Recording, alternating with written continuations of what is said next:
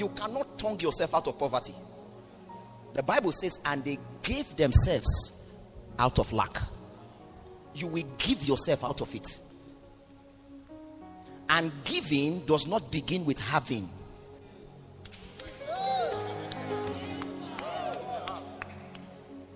If I have, I will give. My sister, you are a liar. Giving does not begin with having. Giving begins with a desire. That is why the Bible says he giveth seed to the sower. Yes. Because the sower desires to sow, God becomes responsible to give seed to the sower. Now he also gives bread to the eater, because all he cares about is what he will eat. Hear this. The one that desires to give becomes a god to the one that desires bread, because you can always get bread from seed. Yes, bread, constant bread. So, sir, you will give yourself. You will give. Oh, you don't know what you are talking about. You will give. Oh, but pastor, I've been giving before. You will not stop. Touch your neighbor, say you will not stop. So number one is service. Somebody say service.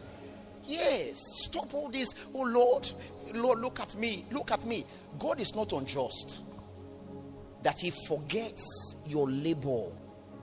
It's not unjust. He forgot. God forgot. No, not possible. Don't compete. Compliment. He has a bigger congregation than my congregation. So just compliment. Another thing that affects people's lifting is jealousy. And there is more jealousy among ministers than you can ever. Yes. Sir, if God has not anointed you to be a prophet, stop trying to prophesy. You know what you are doing? You are ignoring your grace, trying to tap a grace you are not given. If God has not called you to, please stop trying to what? Stop. Stay in the grace that he has given to you. If he's holding prayer meetings, stay there. It is in that grace he will bless you.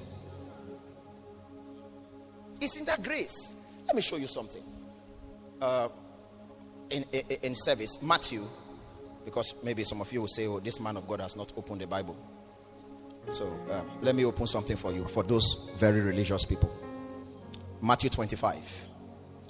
Matthew 25. This is about the parable of the talent. And I know that, time is fast spent, but I will see how I can push something out of this. And there are other things we need to dig in. Matthew 25, 14 through 29. It's pretty long, but this is the parable of the talent. We know the parable of the talent, Matthew chapter 25, 14 through 29.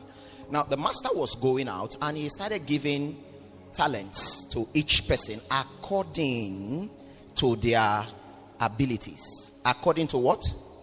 So the gift you have was given to you according to your what? According to your ability. According to your ability. So he gave them, and then the Bible says to one he gave 5 talents according to his ability, and then to another he gave 2 talents, and another he gave 1 talent. Hear this, it will deliver you from competition. What I want to share with you, the one he gave 5 talents was, I want to repeat this word so that it sinks into you. It was not given to him according to his closeness with the master. It was according to his ability. It was ability. There was nothing about relationship. There was nothing about closeness. There was nothing about family connection. It was based simply on ability. Take 5 talents. The other one, he gave 2 talents based on ability. Another one, he gave 1 talent based on ability. The Bible says the master traveled and they all went to trade with their talents. The one that had 5 talents came back and said, oh, when the master came back, he said, I have another 5 talents. And then he said, oh, thou good and faithful servant, enter into your rest. and I commit cities to your hand.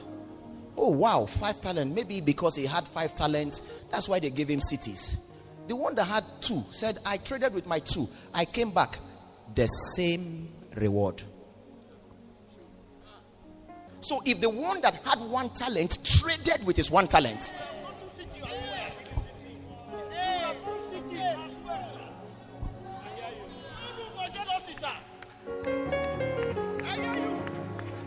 it's the same reward, sir. Let me tell you this. Sit down, sir. Is somebody said the same reward? It's the same, sir. So there is no need to dig the score of a ram on your altar to drag crowd. There's no need. It's the same reward, because he's responding to you based on your ability.